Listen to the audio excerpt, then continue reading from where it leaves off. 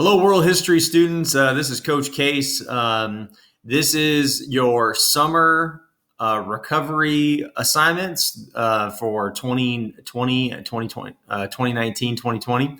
So this is the 6 essential assignments you have to do to complete and get credit for the world history course because we just weren't able to get enough work from you during the remote learning period. So it starts out with you have a couple crossword puzzles and a matching activity that you have to do.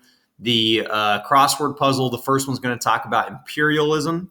So that's where the European countries decided to start colonizing different parts of the world and taking those over for their resources and their goods. It's kind of what imperialism means. And so there's the vocab activity on imperialism. You'll then have a matching activity on the Industrial Revolution, and it focuses mainly on the vocab terms from a world standpoint, and so not necessarily the Industrial Revolution in the United States, but from Europe standpoint, especially in England. But again, that's another vocab activity, so you get the vocabulary in for that unit. You also have a Russian Revolution crossword puzzle. The Russian Revolution was critical to the start of World War I, and so that's a main bridge that happens. And it is a byproduct of the American Revolution, which we talked about before spring break, before all this happened. So, when American Revolution, then the French Revolution, then the Spanish Revolutions, the Latin American Revolutions, these were all byproducts of the American Revolution and what we started here in this country when we were pushing back from our monarchs, the imperial leaders of the countries that we were colonized by.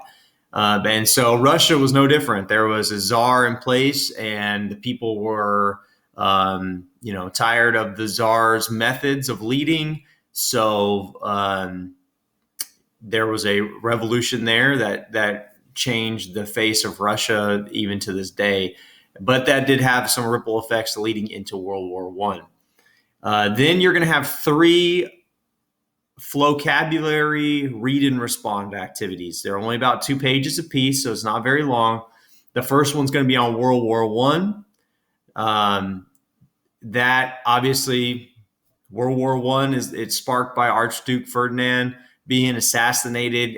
And at this point, Europe in like 1914, 1915, Europe was a powder keg of tension and hostility, and it just needed something to spark it. And that was the event that did that. Okay.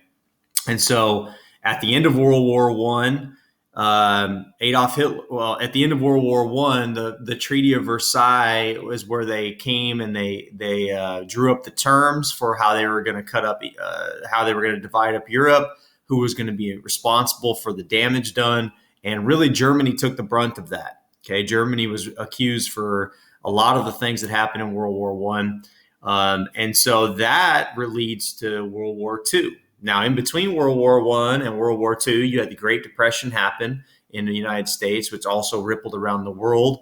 And Germany, because of the World War I Treaty of Versailles fines, the Great Depression, they were in a really bad spot as a country. The people were in poverty, starving. They were desperate for some type of change for a positive.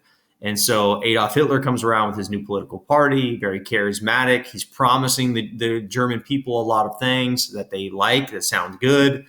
And so long story short, he comes to power in Germany. He violates the Treaty of Versailles by invading the Rhineland between Germany and France.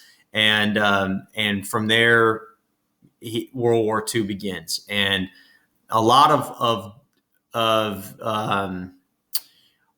Allied forces kind of turned a blind eye, hoping that nobody wanted to get back into another world war after what happened in World War I. It was costly. It killed millions of people. Nobody wanted that. And so they did everything they could to avoid World War II. But eventually, Adolf Hitler continued to take advantage of them sitting on the sideline and not doing anything about it until the point where he had taken over most of Europe, especially in France. And that happened really quickly. And then with them joined Japan and obviously that's what pulled America into World War II, because we had a theory of staying out of the war, isolationism. We did not want to get involved again. And it wasn't our problem. Adolf Hitler was not our problem. That was the FDR, Franklin Delano Roosevelt, our president at the time. That was his philosophy until Japan bombed Pearl Harbor in 1944, and we were in it. Okay, and so at that point we had to respond, and we ended up getting into World War II that way. And so World War II, FLOCAB, read and respond. Then you also have a vocabulary Cold War, read and respond. In Cold War between United States and Russia, all nuclear power, a lot of missiles pointed at each other, but nothing actually ever fired. And so that happened after World War II. This is into the 60s. This is into John F. Kennedy's time period, and all that. Okay. The read and responds are short paragraphs with multiple choice questions at the end of them. Super easy. All right. So those are your 6 essential assignments. You got 2 crossword puzzles and a matching activity. Then you have 3 read and response from vocabulary on World War I, World War II, and the Cold War. All right, so it's not too bad. Make sure you get these credits made up over the summer. That way you can move on to U.S. history next year, your junior year. Have a great summer.